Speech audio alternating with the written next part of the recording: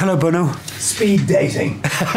It's actually the best speed dating ever. It's all about the aftershave. But no, it's thank you for thank you for taking the time. Oh, come on. Stories of Surrender is an autobiographical documentary film, and what struck me is that it really looks like you. You know, it's a music show, but also a confession, somewhere between the TED Talk, the stand-up comedy, the film daughter. Ah. How did you come up with this idea? You sometimes just need a new medium to be yourself, to be... I felt I'd lost a bit of myself. I become a bit of a caricature of myself. I helped. I did stupid shit and I got good at it. And I just thought, you know, there's a whole other dimension in between, and shading, I suppose you could call it, and that I needed to write about and then perform and own up to. It's a very intimate movie, Bono. For example, when you talk about your mother, who died when you were only 14, what person did you become after this tragedy? I suppose I put my fists up, and we all do. It's a protective thing, and our house became simply that, just a house, no longer a home. There was my father, my older brother, just shouting at each other, and all the pain of the loss of this woman was felt, but not spoken. And her name was never spoken. Would you say it shaped the artist that you become?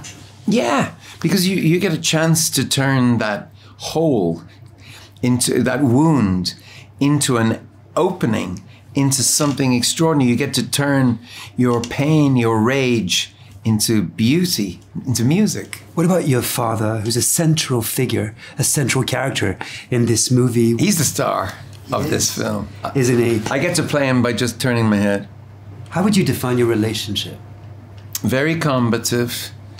By playing him every night in this play, I started to like him though more. I always loved him, but I started to like him more, and I started to realize he was funnier than me.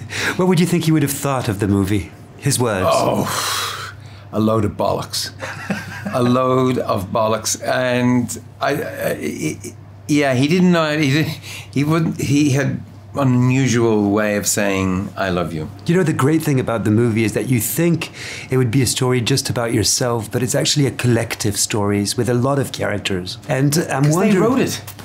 You know, if you think about it, all those characters, you know, Edge, Adam, Larry, you know, the members of U2, my wife, who I met the same week, I dated the same week, I joined U2 in high school, you know, met each other at the same time. They wrote this story too. Did you get comments from the members of U2? Oh, I think Larry only likes Westerns. What was it? Adam was like, he said he liked the moonwalk. So I think he perhaps was looking at a different film. Next I like year. that moonwalk bit. Edge is always there, you know, he's so supportive, especially when he sees me be open or be vulnerable, which is our definition of art, was always break open the rib cage, show what's the heart, let it bleed. That was the John Lennon way.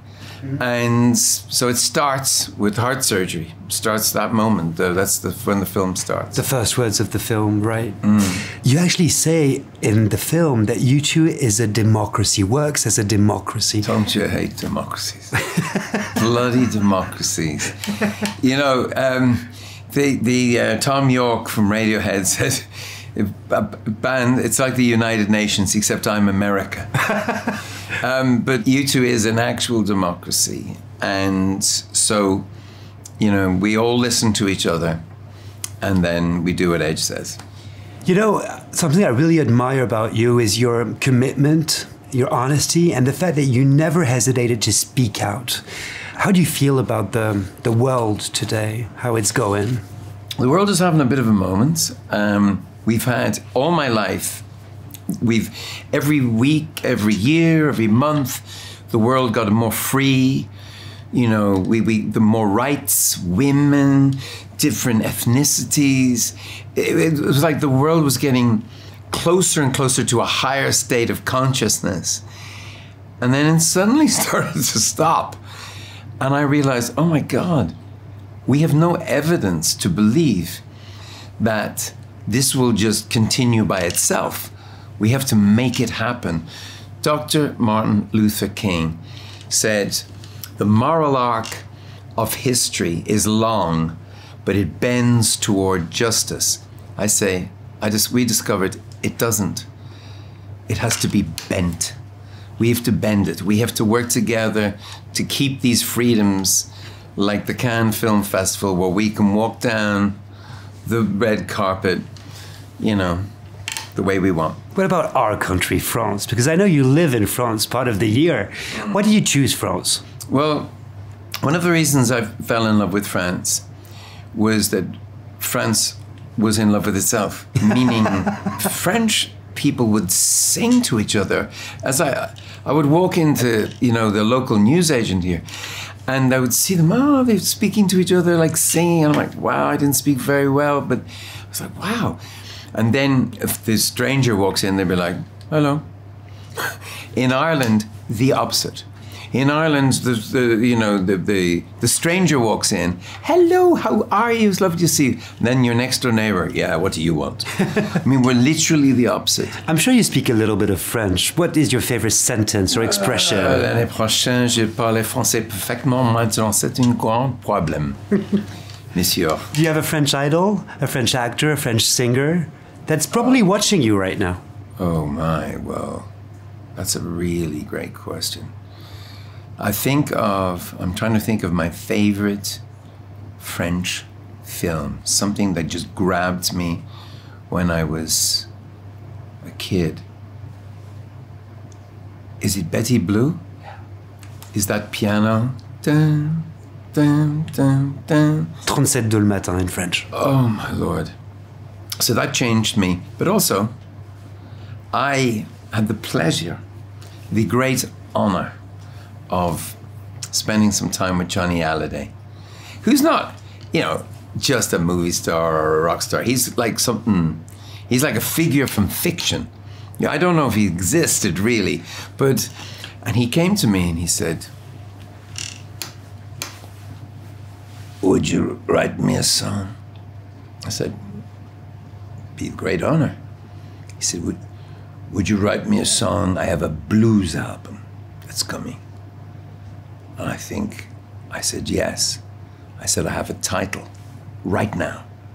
He said, what is that? I said, I am the blues. That's my moment with Johnny Hallyday, and I love his family, and it's just something about his way, you know? Thank you so much, Bono.